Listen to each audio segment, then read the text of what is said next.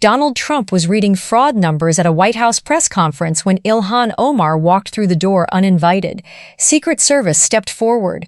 Trump waved them off. He pulled a black Sharpie from his jacket, set it on the podium next to a blank sheet of paper, and looked at her. "Let her stay. I've been waiting for this." The paper would not stay blank for long. She came in loud. That was the first mistake. Not because volume is weakness, but because volume tells the room you are performing, and performance needs an audience that believes you. Half this room had already written their headlines before she opened her mouth. "Mr. President." Omar's voice carried from the press section, sharp, pitched to the back wall. "You are using this podium to attack my community. You called Somalis garbage on national television. You told me to go back to my country. You are the most investigated president in the history of this nation, and you are standing up there using federal resources to run a political vendetta against a sitting member of Congress." Cameras swung between them like spectators at a boxing weigh-in. The reporters smelled it. This was not going to be a press conference. This was going to be footage. Trump looked at her. He did not look angry. He did not look surprised. He looked like a man who had just been handed exactly what he ordered. "Congresswoman." He leaned into the microphone, the way a mechanic leans under a hood, casual, like he had done this 1,000 times. "I appreciate you coming. I really do. Because now I don't have to talk about you." He pointed the Sharpie at her. "I can talk to you." He uncapped it. The click echoed off the marble. $1 billion. He let the number sit, let the room weigh it. $1 billion is a hard number to picture, and he was giving them time to try. That's what your federal prosecutors, not mine, yours, say was stolen from government programs in the state of Minnesota. Your state, your district. Omar's jaw shifted just a fraction, the kind of movement you only catch if you are looking for it, and the camera operators were looking for it. Feeding our future, $250 million. 78 people indicted, 57 convicted. The biggest COVID fraud in American history, and it happened in your backyard. He picked up the blank page and held it flat against the podium. His hand was steady, the way a man's hand is steady when he is reading a bill he has already decided not to pay. But that was just the warm-up. Daycare centers billing for children who don't exist. Medicaid treating patients who were never sick. Autism therapy programs where nobody had autism. Money that was supposed to feed kids. Actual children, Congresswoman, kids who needed a lunch tray, ended up buying Range Rovers, beachfront property in Kenya, and plane tickets out of the country. He tapped the podium. "A federal prosecutor in your state said," and this is a quote, "that half of $18 billion in federal program money sent to Minnesota since 2018 may have been stolen." Half of $18 billion. The number landed in the room the way a brick lands on a kitchen floor. Reporters stopped typing. Two of them looked at each other. Trump wrote the first line on the paper, slow. He did not look down. He looked at her. "Do you know what they call that in my world? They call that theft. Plain. Simple, ordinary theft. The kind that gets you a room with no windows and a number on your shirt." Omar opened her mouth. Trump kept going. "And by the way," he turned to the press pool, and his voice changed, lighter, the way a man shifts register when he is about to tell you the best part of the story. "I met the president of Somalia. Very nice man.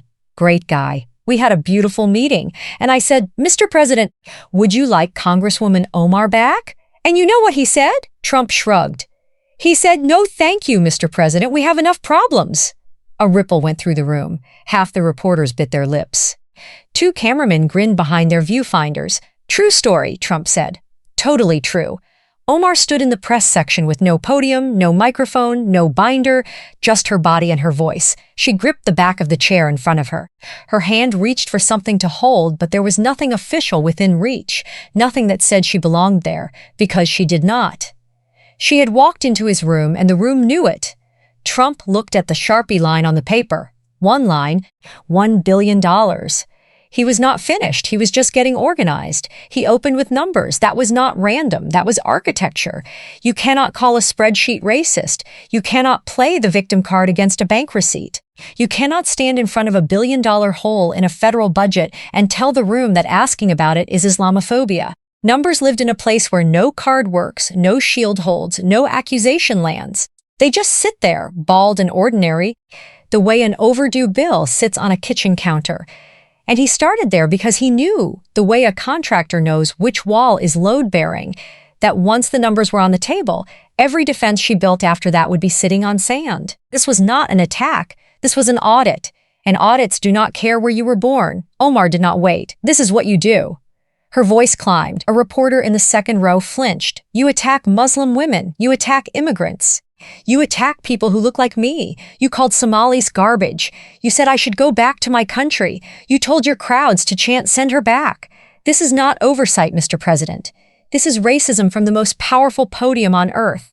She said it the way someone pulls a fire alarm, hard, deliberate, designed to change the subject from what was on the table to who was standing behind it. The room held its breath. Every reporter knew this playbook. The accusation of racism in American politics is a flash grenade. Once it goes off, the conversation moves to the grenade, not to whatever was being discussed before it. Every politician in Washington knows this. Every politician in Washington fears it. Trump picked up the Sharpie again. He was not a politician. Okay, he tapped the Sharpie against the podium twice. Let's talk about words. Good idea. Let's talk about your words. He did not raise his voice. He did not defend himself. He did not say, I am not a racist. He stepped over the accusation the way you step over a puddle on a sidewalk, like it was there, and he saw it, and it did not matter. September 11th, 2001. He looked at her, 3,000 Americans. Firefighters who ran into buildings that were coming down. Mothers who called their kids from airplanes to say goodbye. People jumping from the 100th floor because the fire behind them was worse than the ground below. He stopped. And you, a United States Congresswoman, stood at a podium and called it "Some people did something." The room contracted, like the walls moved an inch closer. Some people. Trump repeated it the way you repeat a price that cannot possibly be right. 3,000 Americans dead, and you said some people did something. Those people had names, Congresswoman. Every single one of them. You can go to the memorial. They're carved in bronze. You can run your fingers over the letters. Some people. A reporter in the front row set his pen down, not writing anymore, just watching. Omar's eyes dropped half a second down to the floor, then back up. Her chin lifted as if pulled by a string, but the eyes stayed half a beat behind.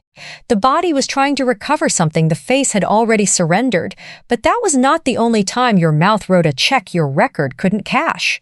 Trump's voice carried the rhythm of a man reading items off a receipt. No anger, just inventory.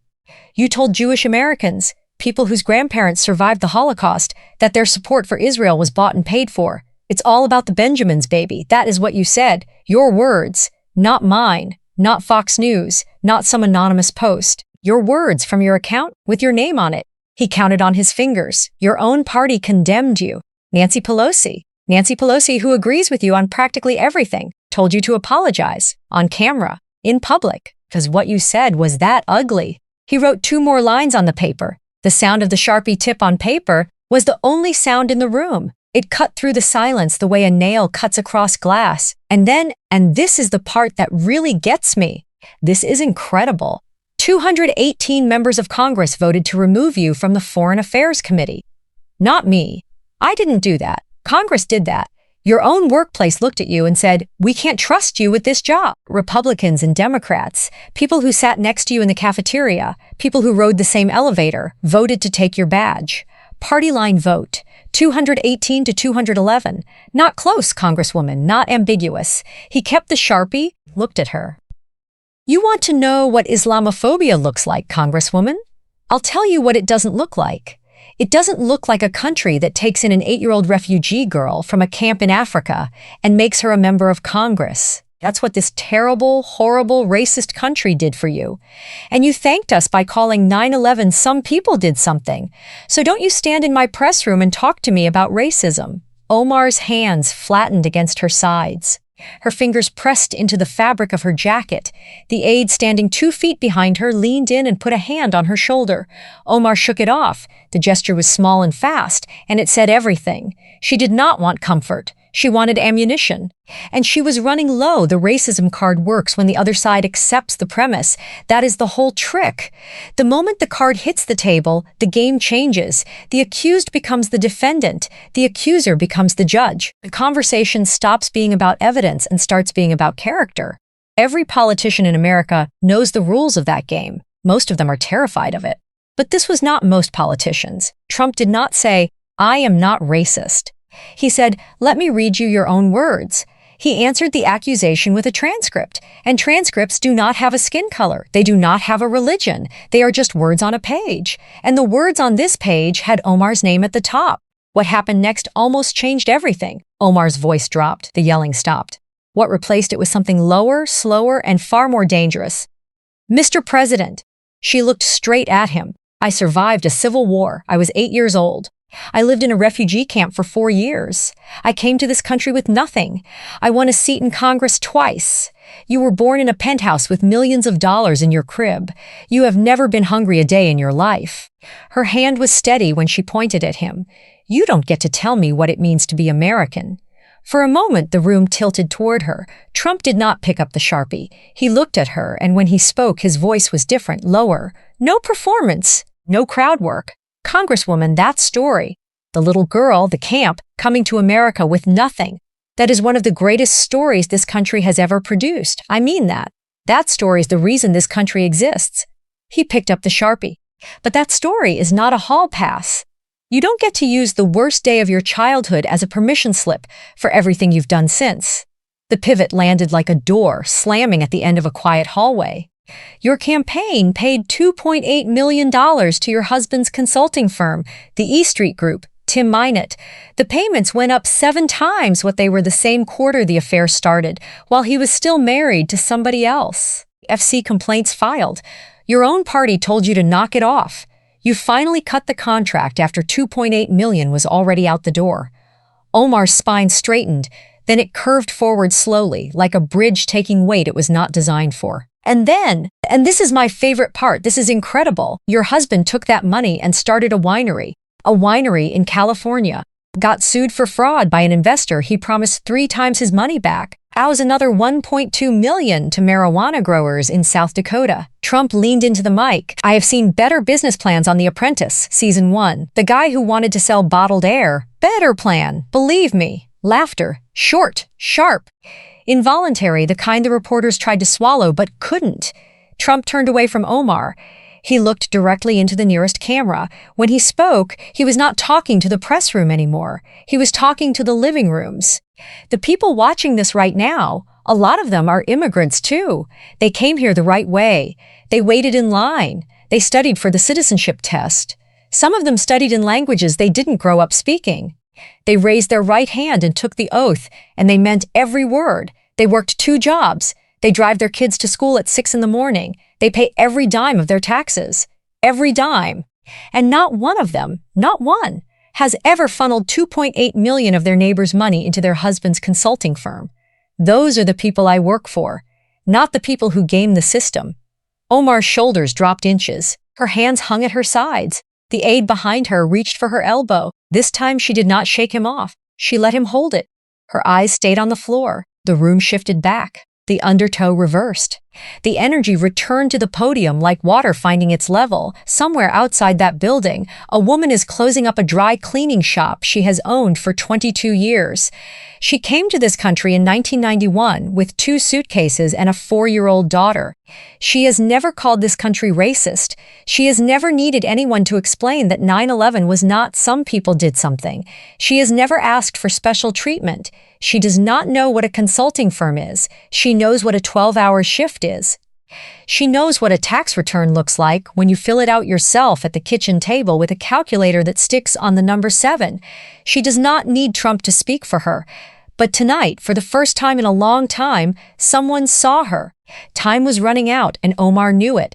The press conference would end when Trump decided it ended, and Trump was reaching for the last page. You called me garbage. Her voice cracked, not for effect. The crack was in the foundation. You said Somalia doesn't want me. You said you want to take away my citizenship. You want to deport a sitting member of Congress.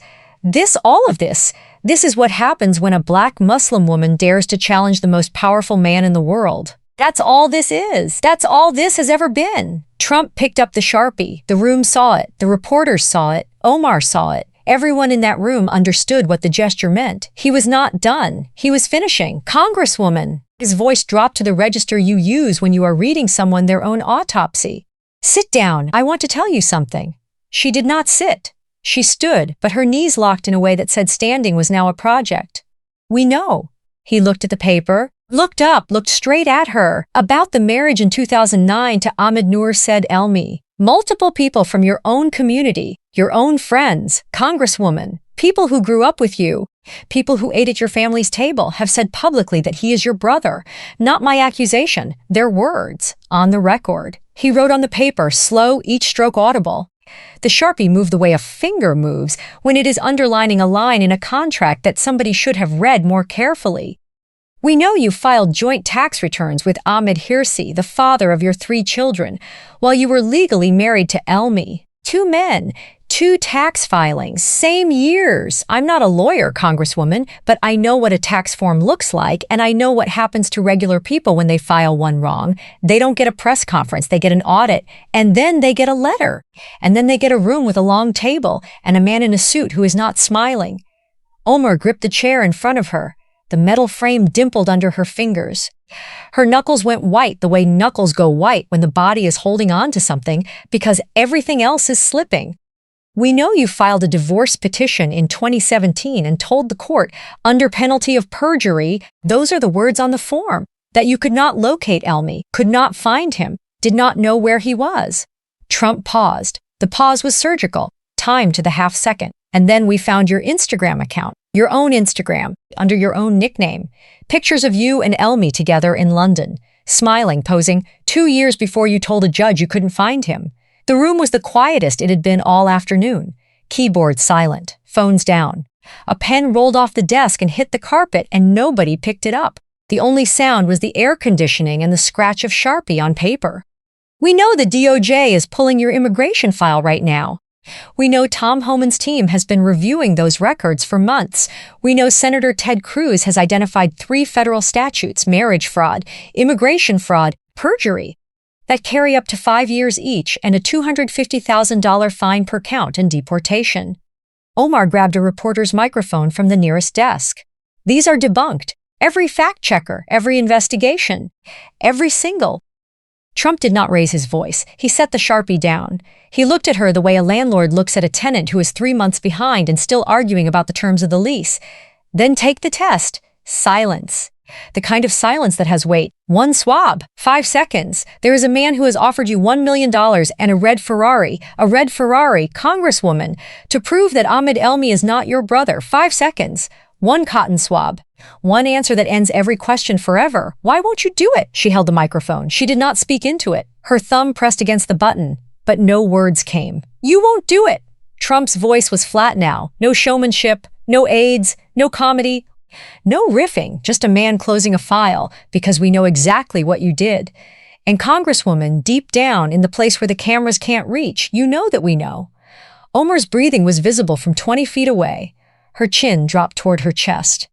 The microphone hung in her hand like a dead weight, and the reporter it belonged to reached over and gently took it back, and she did not resist, and her fingers opened one by one, and then they were empty. Trump wrote the last line on the paper. He held it up, turned it toward the cameras. Every line in black Sharpie, every round a sentence, every sentence a fact. The page that was blank when she walked in was full now, and it was full of her. He set the paper down, looked at her one last time. He capped the Sharpie. Click. She didn't come here to be an American. She came here to use one. Nobody in the room moved. You already knew every number in this video, every quote, every dollar figure, every line on that piece of paper. You knew all of it before you pressed play. You did not watch this to learn something.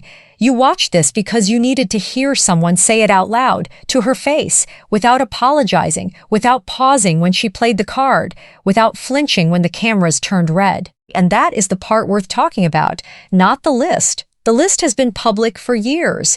The brother marriage allegations first surfaced in 2016. The Some People Did Something clip has been shared millions of times. The campaign finance filings are on the FC website where anyone with a browser can read them. The Minnesota fraud numbers have been in federal court documents since 2022.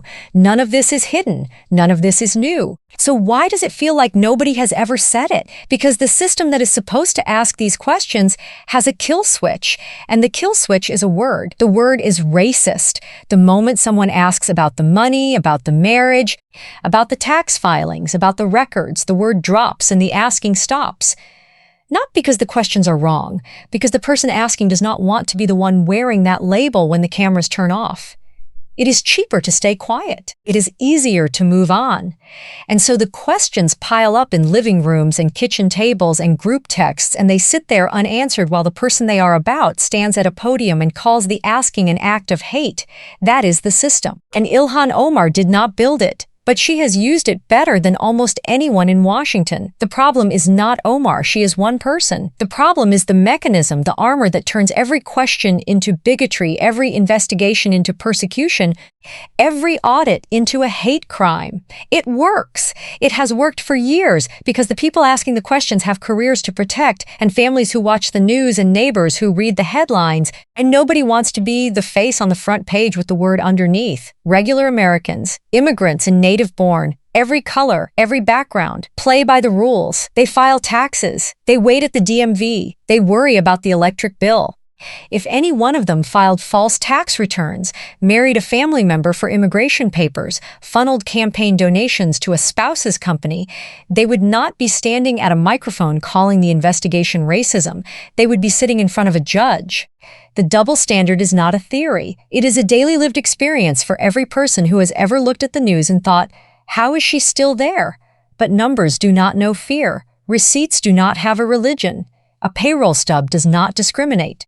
And the question, what did you do with the money, is a question that any employer, any shareholder, any neighbor on any street in America has the right to ask without checking a box first, without clearing it with a committee, without wondering whether the answer will get them called a name. The only question left is not whether the investigation will reach her. The evidence has been in public view for years. The only question is, why did it take this long? Why did it take a man who does not play by the rules of politeness, who does not pause when the card drops, who does not flinch when the label lands, to say what millions of people have been saying at their kitchen tables for years? Maybe the answer is simple. The system needed someone who does not care what the system thinks. And on a Tuesday afternoon in the White House press room, with a Sharpie and a blank piece of paper, the system met that person. The paper is not blank anymore.